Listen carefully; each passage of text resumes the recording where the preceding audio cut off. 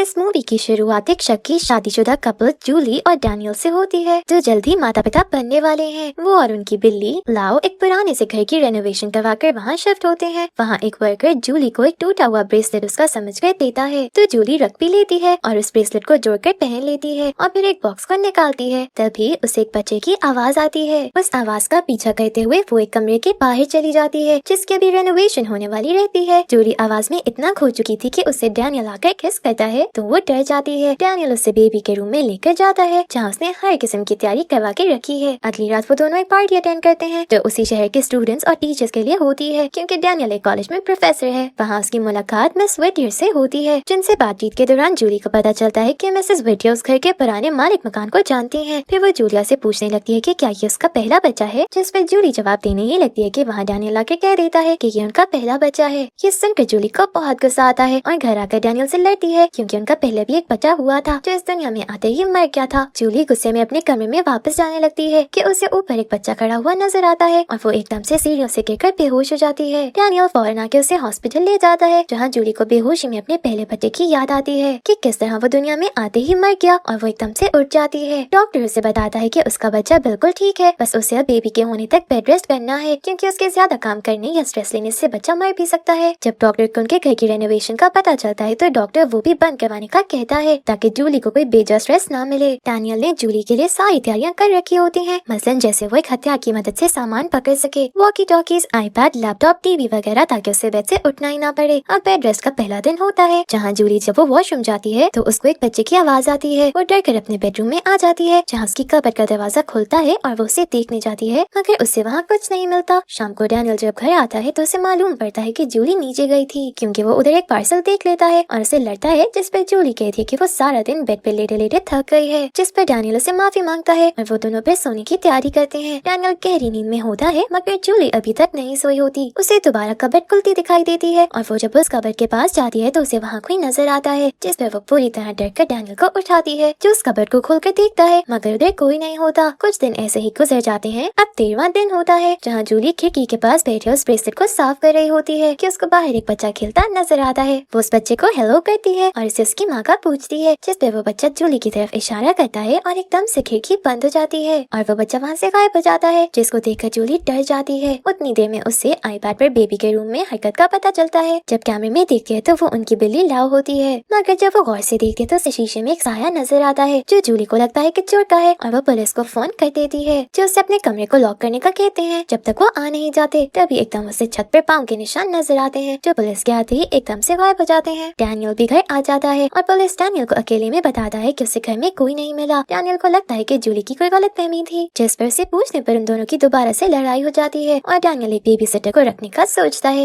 रात को जूली उस डब्बे को बाहर निकाल कर देखती है। उस डब्बे में उसने अपने पहले बच्चे, जिसका नाम उसने एंड्रयू सोचा था, उसके लिए हुए टॉयज होते हैं, जिसको देखकर वो बहुत रोती है और फिर उस डब्बे को वापस रख कर वो सो जाती है। डैनियल साथ वाले कमरे में कॉलेज का काम कर रहा होता है। जूली को कमरे में कुछ चलने की आवाज आती है, जिस पर उसकी आंख खुल जाती है और उसे अपने बेटे एंड्रयू की वही टॉय कार ऊपर छत पर चलती नजर आती है, जो एकदम से नीचे गिर जाती है। और जब वो उस डब्बे को दोबारा खोलती है, तो वो वाकई उस डब्बे से निकाली गई होती है और जूली जैसे अपना सर उठाती है, तो उसे सामने वो बच्चा दिखता है, जिस पर जूली एकदम से डर जाती है और वो बच्चा वहाँ से बाहर चला जाता है। जूली को आईपैड पर दोबारा बेबी के रूम में हरकत होने का पता चलता है और जूली को लगता है कि वो उसके बेटे एंड्रयू का भूत है और वो उसे बात करने लग जाती है। सारा शोर सुनते हुए डैनियल भी अंदर आ जाता है और उससे पूछता है कि उसने दरवाजा बजने की आवाज सुनी, जिस पर जूली झूठ बोल देती है, कहती है कि वो अपनी दोस्त से वीडियो चैट कर रही है, शायद वहीं कोई आवाज सुनी हो। अब 23rd डे होता है, जहाँ डैनियल एक बेबी सिटर डेल्मी को लेकर आता है, जो जूली से बहुत बातें करती है। जूली उसे बताती है कि अपने पहले बेटे एंड्रयू को खोने के बाद वो कुछ ऐसा मेंटल हॉस्पिटल रही है, क्योंकि वो उस दुख को बर्दाश्त नहीं कर पाई थी।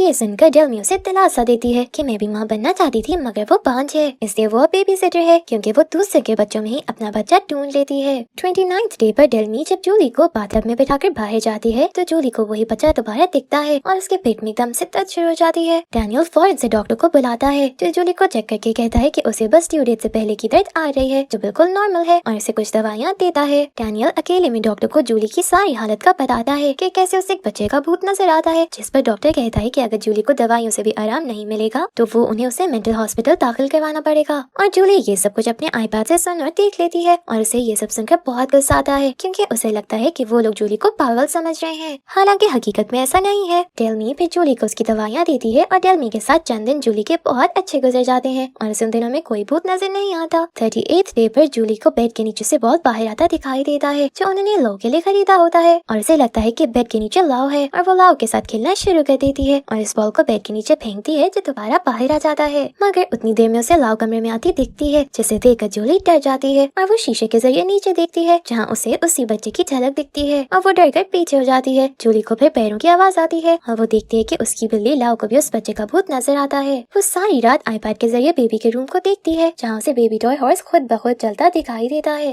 और वो उस बच्चे को एंड्रयू समझकर उससे बात करना शुरू कर देती है। 46th डे पर जूली दोबारा से बाथटब बैठे एंड्रयू को बुलाती है जो उससे आकर कहता है कि वो यहाँ से चली जाए क्योंकि उसे जूली का बच्चा चाहिए। जब जूली उसे आगे पूछने लगती है तो उधर डेल्मी आ जाती है और एंड्रयू वहाँ से गायब हो जाता है। जूली को लगता है कि वो डेल्मी की बात कर रहा था कि वो उसके बच्चे के पीछे पड़ी है और वो शाम को डैनियल को डेल्मी को फायर करने का कहती है जिस पर डैनियल उसे समझाने की कोशिश करता है कि वो हॉस्पिटल से रिकमेंड की गई है और उसे फायर करने की वजह पूछता है जिस पर जूली कहती है कि उसे एंड्रयू ने बताया है और वो सारी बात डैनियल को बता देती है जो गुस्से में कमरे से बाहर जाता है और बेबी के रूम के सारे कैमरास उतार देता है। 53rd डे यानी 3 दिन पहले डिलीवरी से डेल्मी उसे चेकअप करते हुए बताती है कि एक औरत के 3 बच्चे थे और चौथी बेटी वो डिलीवर करने वाली थी मगर हॉस्पिटल जाते वक्त उनकी गाड़ी का एक्सीडेंट हो गया और उसकी बेटी की मौत हो गई जिस सदमे को वो बर्दाश्त नहीं कर पाई और उसने अपनी जान ले ली। जूली ये सुनने के बाद डेल्मी से उस औरत का नाम पूछती है जो डेल्मी मेलांड्रा किन्से बताकर वहाँ से चली जाती है। जूली को कुछ याद आता है और वो फौरन से उस ब्रेसलेट को साफ करके उस पर MK लिखा हुआ देखती है और उस घर के कागजात पर मेलांड्रा किन्से का नाम उसे मिलता है यानी ये घर पहले उसका था और ये ब्रेसलेट भी उसी का है। इसके बाद जूली मेलांड्रा के बारे में जानने के लिए न्यूज़पेपर वाले को फोन करती है जिसने मेलांड्रा की खुदकुशी की खबर छापी थी और उसे मेलांड्रा की डिटेल्स मांगती है। अब आखिरी दिन होता है उसकी डिलीवरी से पहले जब जूली को दोबारा बेबी रूम से आवाजें आती हैं और वो वैक्यूम क्लीनर पर अपना फोन लगाकर उसे बेबी रूम में भेजती है और लैपटॉप से सब देखती है जहाँ से दोबारा वो बच्चा मिलता है जिसे एंड्रयू समझकर वो उसे बात करना शुरू कर देती है और उसे पूछती है कि जो उसका बच्चा लेकर जाना चाहती है। जो मेलांड्रा किन्से है जो सुनकर बच्चा डर के भागता है और जब उसके पीछे जूली कैमरा भेजती है तो वो और 2 बच्चों को देखती है जिनको देखकर जूली डर जाती है। इसके बाद उसे अपने पेट पर कोई हाथ फेरता महसूस होता है जिसे देखकर जूली चीखें मारती है और डेल्मी वहाँ कर कहती है कि शायद उसे दर्दें लग गई हैं और उन्हें बेबी डिलीवर करना होगा और वो सब इंतजाम करने बाहर चली जाती है और डैनियल को भी बुलाती है। उसी वक्त जूली को उस न्यूज़पेपर वाले की तरफ से ईमेल आती है जिसमें एक आर्टिकल के मुताबिक मेलांड्रा किन्से ने खुदकुशी करने से पहले अपने 3 बेटों को मार दिया था और उसमें वो उसी बच्चे को देखती है जिसके भूत को वो एंड्रयू समझ रही थी और उसे सब समझ में आ जाता है कि वो 3 बच्चे जो उसने देखे थे वो मेलांड्रा किन्से के हैं। उतनी देर में वहाँ डैनियल और डेल्मी आ जाते हैं और डेल्मी कहती है कि उन्हें यहीं डिलीवरी करना पड़ेगी वरना बच्चा मर जाएगा मगर जूली हॉस्पिटल जाने की जिद करती है और डैनियल उसे समझा ही रहा होता है कि वहाँ का बेड का दरवाजा खुलता है और जूली को दर्द शुरू हो जाती है। इसके बाद घर का सारा फर्नीचर टूट जाता है और लाइट्स बंद हो जाती हैं। इसके बाद उन्हें कबर्ड से आवाजें आती हैं और डैनियल उसे देखने जाता है और उसे वहाँ एक बच्चा मिलता है जो उन्हें यहाँ से छुपने का कहता है कि वरना वो उस बच्चे को ले जाएगी और ये कहकर वो दीवार पर चढ़कर चला जाता है। डेल्मी और डैनियल ये सब देखकर घबरा जाते हैं और डैनियल यहाँ से बाहर निकलने का कहता है। डेल्मी व्हील चेयर लेकर आती है जिस पर बैठाकर उन्होंने जूली को बाहर लेकर जाना था मगर वो व्हील चेयर उड़कर गिरती है और साथ ही डेल्मी भी एकदम से उड़कर खिड़की से बाहर गिर जाती है और सर फटने की वजह से उसकी मौत हो जाती है। डैनियल ये सब देखते हुए जूली को बाहर लेकर जाने लगता है मगर जूली को दोबारा से दर्द होती है और ऊपर से फानूस और बाकी घर की चीजें हिलती हैं जो डैनियल पर गिरकर उसे बेहोश कर देती हैं। जूली इसके बाद हिम्मत करते हुए अपना फोन लेने जाती है मगर दरवाजे बंद हो जाते हैं और वो फिर वॉकी टॉकी पकड़ के किसी से भी मदद मांगने लगती है मगर एकदम से उसे घसीट कर एक बाथटब में लिटा दिया जाता है जहाँ वो एक बेबी गर्ल को डिलीवर कर देती है। मेलांड्रा किन्से उसी रूम में आ जाती है और बेबी की रूह निकालने लग जाती है। जूली ये सब देखते हुए बेबी को अपने सीने के साथ लगा लेती है और जब उसे मालूम पड़ता है कि उसके नीचे का फर्श टूटी हुई लकड़ी का है तो वो बाथटब को हिला हिलाकर